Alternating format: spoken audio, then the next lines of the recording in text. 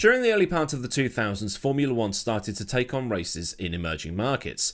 A calendar that was largely focused on European Grand Prix was expanding outwards, and with these new circuits that were coming onto the calendar, most of them have ended up staying. When I started watching Formula 1, there were 16 or 17 races a season. In 1994, there were 16 rounds of the season, but in 1995, the Argentine Grand Prix returned to bring it up to 17, with the European Grand Prix at Jerez being swapped to have a second race in Germany at the Nürburgring, as opposed to in Spain. I suppose to take advantage of Schumacher fever that had picked up since the Michael was winning races and championships, and this had increased F1's popularity in Germany. For 1996, this number dropped back down to 16 as the Pacific Grand Prix dropped off the schedule, but it would go back up to 17 for 1997 as the European Grand Prix was sent back to Jerez, with the round at the Nürburgring being billed as the Luxembourg Grand Prix. Jerez being at the end of the season was done because it would be Renault's last race in Formula 1 until 2000, and they asked Bernie if their final race could be in Europe rather than Asia. The race was also supposed to be at Estoril in Portugal, but issues with the state of the track meant that Estoril couldn't host the Grand Prix, so Jerez was found as an alternative. And as we saw, it provided us with one hell of a showdown, with Villeneuve and Schumacher fighting for the championship that culminated with that collision on lap 42. Villeneuve would ultimately finish the race in third behind the two McLarens, with Coulthard in second and Berger in fourth hanging back a little bit, because they didn't know what Villeneuve needed to take the title. We didn't get the radio broadcast back then, so I don't know if they knew about the Michael's role in that prior collision with Villeneuve. But at the same time, Villeneuve was thinking he should let Berger through as to let him take the podium in what would be his final ever race.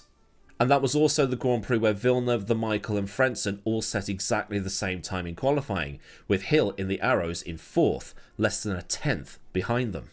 But in 1998 the calendar dropped back down to 16 races. It remained 16 in 1999 as Argentina was replaced by Malaysia, and in 2000 Indianapolis was added to bring it back up to 17. In 1996, 11 of the 16 races were held in Europe, with the 3 flyaway races that opened the season in Australia, Brazil and Argentina, as well as the Canadian Grand Prix in the middle of the season and the Japanese Grand Prix that set up the showdown being the exceptions. Today, only 9 of the 24 races on the schedule are in Europe, and while the first European round of the season in 1996 was round 4 at the end of April, in 2025 the first European race is round 7 at Imola, and that will be on the 18th of May. But by the time 2004 rolled around, that 17 race calendar had become 18 races as Bernie's expansion into the Middle East and Asia began. China and Bahrain were brand new for 2004. It wasn't F1's first foray into the Far East because of the races that had happened in Japan, but Bahrain was the first time that Formula 1 would visit the Middle East. It might have been a 19 race calendar if the A1 ring hadn't been removed. The pits and grandstands were demolished that year and the place wouldn't reopen until 2011 as the Red Bull Ring. This was also the turning point for the Brazilian Grand Prix, which had traditionally been near the start of the season, but was now being sent towards the end of the season. In 2004, the Brazilian Grand Prix was the final round. Before the 2005 season, Formula 1 would get another new Grand Prix, this time just outside of the Turkish city of Istanbul, which is Istanbul, not Constantinople. It used to be Constantinople, but now it's called Istanbul, so it's Istanbul, not Constantinople.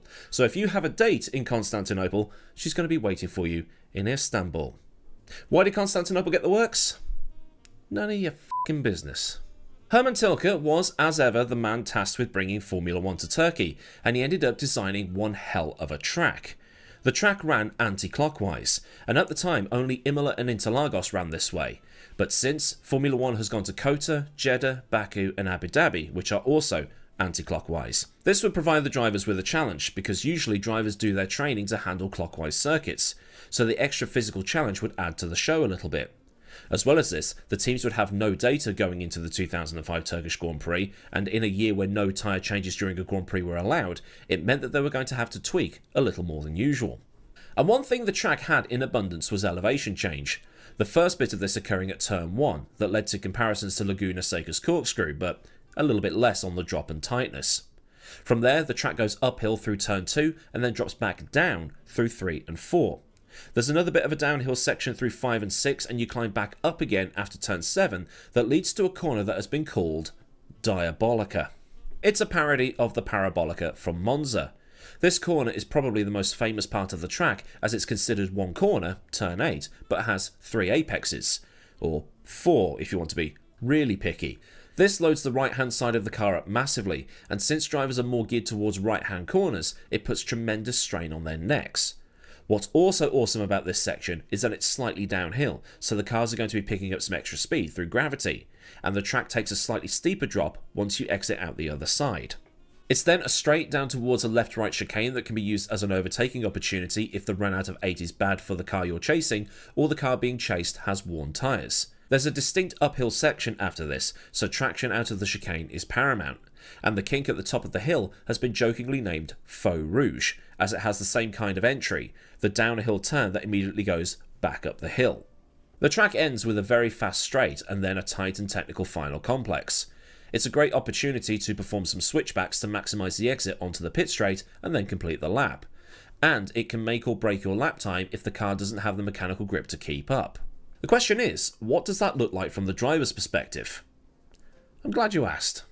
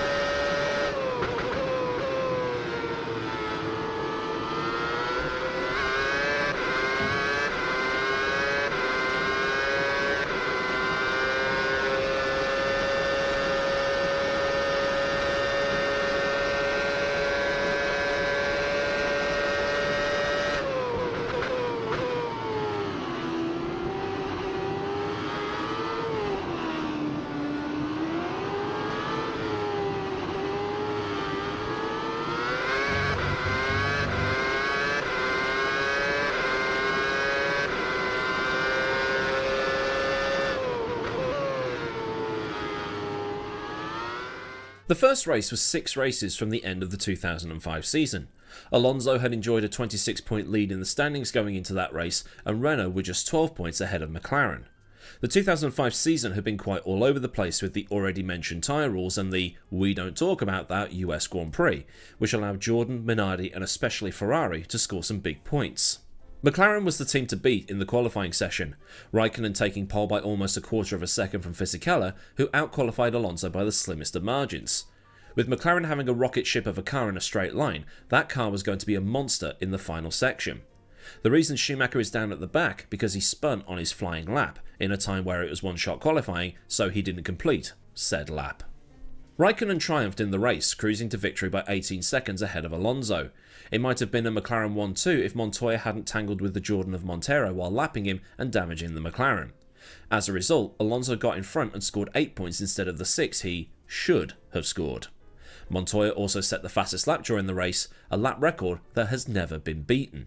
2006, meanwhile, had probably the most famous race at the Istanbul circuit, and it wasn't even in Formula 1. It's that GP2 sprint race. The championship that year was fought between Nelson Piquet Jr. and Lewis Hamilton, with Piquet winning the feature race and also taking pole and fastest lap for that feature race, meaning he scored the maximum of 13 points while Hamilton only got 8. In the feature race, Hamilton started 7th as the top 8 got reversed, and had 23 laps with which to get to the front and beat Piquet. As Piquet had won the previous race with maximum points, and the previous race weekend with maximum points, Hamilton's lead in the standings had been slashed. On lap 2, Hamilton spun at turn 4 and almost got himself wiped out of the race. Instead, he was relegated down to 19th, and when he got the car flipped back round again, he chased down the pack and basically said, "Sod this." At the end of lap 2, he was back up to 16th. By the end of lap 6, he was up to 10th. He was then 8th by the end of lap 10 and 5th by the end of lap 14, with Piquet now directly in front of him. I watched the footage back for this video and it's like he had brakes while everybody else didn't have brakes or had worse brakes. But, you know, having by far the fastest car on the grid will do that to a bloke. The battle between Hamilton, Piquet and Timo Glock was amazing, with the three of them tripping over each other in properly good wheel-to-wheel combat. But it wasn't the first time that Hamilton and Piquet would be battling like this, because Hamilton had sent it 3 wide at Maggots during the Silverstone race as he went on to win. But after a great battle between the 3 future F1 drivers, Hamilton got past Piquet and Glock to get into 3rd, and then overtook Adam Carroll on the last lap to finish 2nd and take the advantage going into the final race weekend at Monza. His fastest lap of that sprint race was nearly 9/10 faster than anybody else had recorded. Meanwhile, in the Formula 1 Grand Prix, Massa won that. It was his first pole and it was his first win at the same time, but everybody, and I mean everybody, not just the biased British media, was focusing on what had happened in GP2. Whatever happened to that Hamilton bloke? But there was one other thing that happened after the 2006 race. When the trophies were presented to the 3 podium drivers in Massa, Alonso and Schumacher, the gentleman who presented the trophy to Massa was referred to as the President of the Turkish Republic of Northern Cyprus, a part of the island that only Turkey recognises. The government of Cyprus filed a complaint with the FIA, and the organisers of the Grand Prix were fined $5 million for violating political neutrality laws and using the podium ceremony to gain political clout. Paying the fine apparently came after threats of not having the race anymore if they didn't. It's a bit like deliberately displaying the Union flag for Jordan when they won a Grand Prix, but that actually happened, although it wasn't deliberate, it was accidental. But at the same time, EJ was too busy celebrating his win to actually care about the fact that the flag was wrong.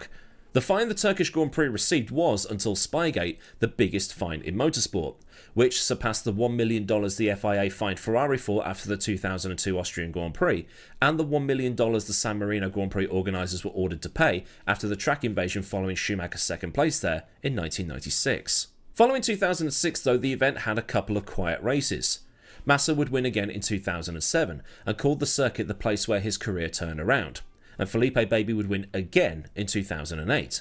Despite the somewhat quiet races with not a lot to write home about, the drivers and teams continued to love the circuit, with Ron Dennis saying after the 2006 controversy that it would be a shame to lose the track because everybody thought it was a brilliant place to go to, and it was one of the better new circuits added to the Formula 1 calendar.